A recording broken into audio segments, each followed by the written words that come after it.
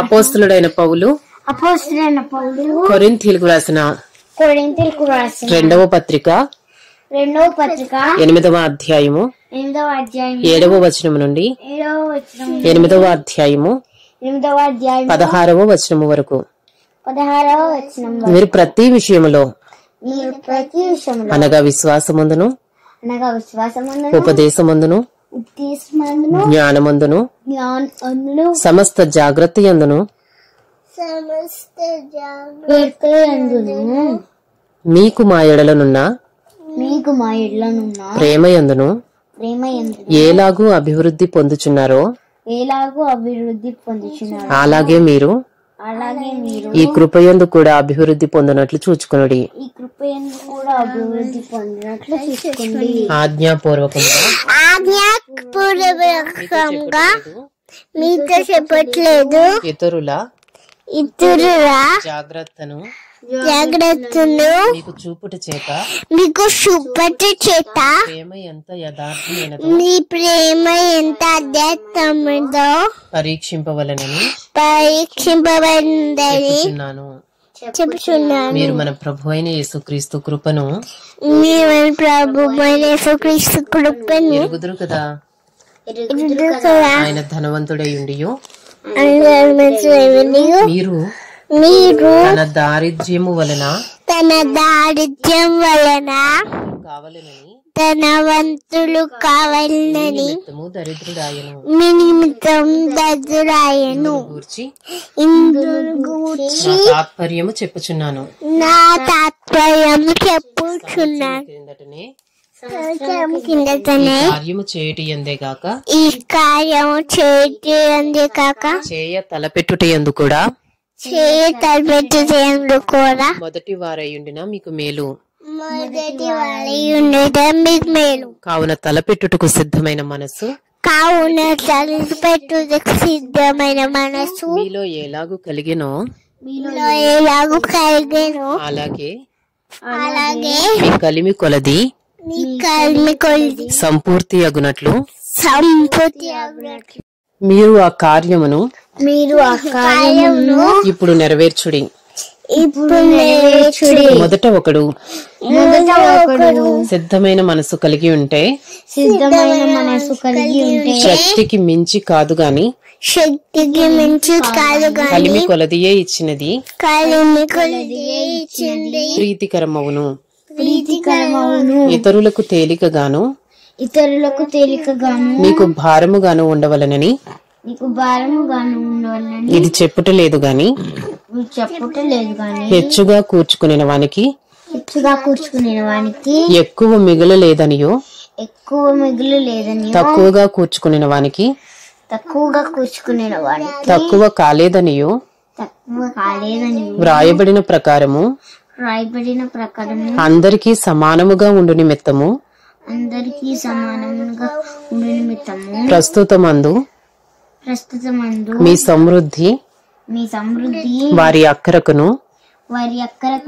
మరి ఒకప్పుడు వారి సమృద్ధి మీ అక్కరకును సహాయమై ఉండవలెనని ఇలాగూ చెప్పుచున్నాను.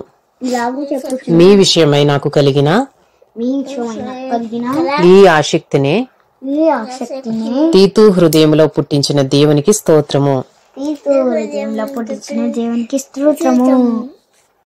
2 Corinthians chapter 8 7 to chapter 8 16. But as you excel in everything, in faith, in speech, in knowledge, in all earnestness, and in our love for you. See that you excel in this act of grace also. I say this not as a command, but to prove by the earnestness the earnestness of others, that your love also is genuine. For you know the grace of our Lord Jesus Christ, that though he was rich, yet for your sake he became poor, so that you by his poverty might become rich.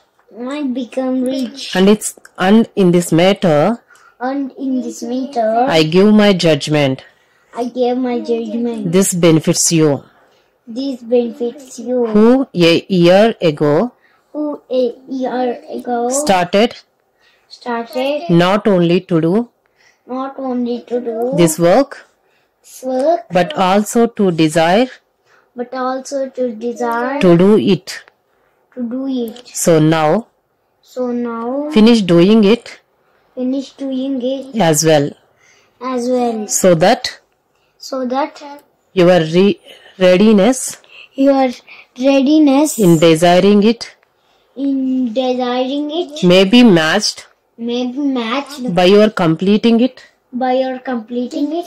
out of what you have. For if the readiness is there,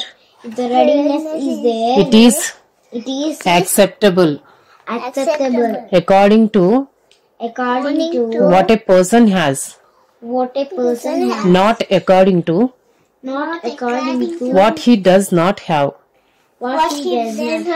For I do not mean that others should be eased and you burdened, but that as a matter of fairness, your abundance at the present time should supply their need, so that their abundance may supply your need, that there may be fairness. As it is written, whoever gathered much had nothing left over, and whoever gathered little had no lack. But thanks be to God, who put it into the heart of Titus the same earnest care I have for you.